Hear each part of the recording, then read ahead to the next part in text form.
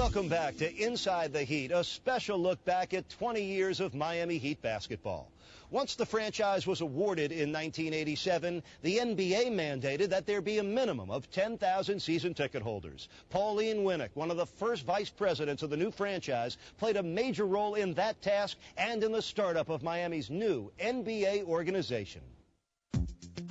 The hallmark of the first 2 years of getting that ball in the air, that we were a group of people, none of whom had any experience in starting a franchise. Jeff Craney was among the first of the young and ambitious original employees hired to build a new NBA franchise. The Heat office was one person with one desk. And you kind of walk into this one little room office, one little desk, and this lady sitting behind there. I said, "Hi, I'm Jeff. I could use an internship to graduate." She said, "You're hired." There were maybe 8, 10 of us at the time. We had a lot of people that had never done whatever job they were in before, so everybody was, really learning on the fly. Everybody did multiple tasking, and that was the nature of the job. In December of 1987, a check from the Latin Builders Association for 200 season tickets put the franchise over the 10,000 mark. Wow, we're going to be able to get to see Larry Bird and Magic Johnson and all these great NBA greats are going to be coming into our backyard. With an arena finally built and fans on board, a contest was then held for a team name and logo.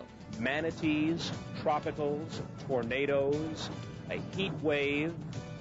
Just some of the names that stick out, but Heat came through as the name that we all more identified with because of the area geographically. So the name had already been chosen. The logo was still up for grabs. I can remember being as an intern, there being a ton of entries about the logo. Basketball with sunglasses, seemed to be the biggest thing. But I remember walking into Ted's office with some 2 managing partners, and Ted looked at the assortment of logos, and he said, "That's the one." And he picked the logo that is the current logo. As the franchise gained momentum, it was time to begin building a basketball team. To lead that process, the Heat hired Stu Inman, an 18-year veteran in the NBA, to be its first director of player personnel. We would like to get a couple of men who were veterans, who were exceptional people. They also brought in Ron Rothstein as the franchise's first head coach. Okay. Rothstein was a longtime assistant coach under Chuck Daly in Detroit and was given much of the credit for the team's stifling defense. The only thing I can say is I'm thrilled. I'm excited. I'm glad to be here. And I can't wait to get to work.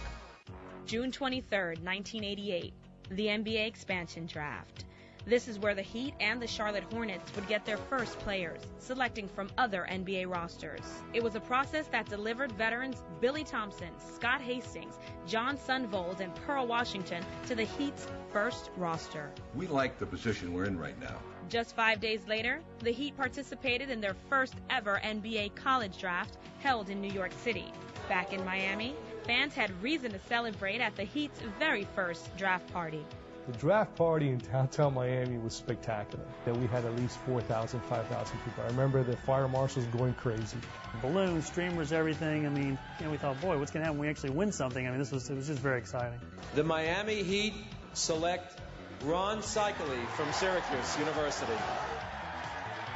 He was perfect for Miami. He was a Mediterranean guy, part Greek, part Lebanese. He spoke many languages. I wanted to come here from day one. If I really had a choice, if I was a free agent, I would have picked to come here. With the 20th pick in round 1, a selection acquired in the expansion draft, the Heat chose shooting guard Kevin Edwards from DePaul University, and then added a second-round gem in blue-collar power forward Grant Long from Eastern Michigan University. So you were trying to build a foundation of some veteran players, but mostly young guys that you could add to year after year and build something.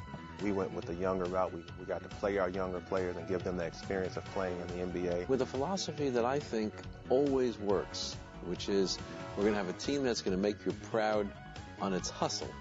We may not please you with the final outcome, but we'll be better each year. It really was an emotional thing that we were able to ignite the passion of Miami. We just ignited the imagination. And the very first slogan was, "The dream catches fire."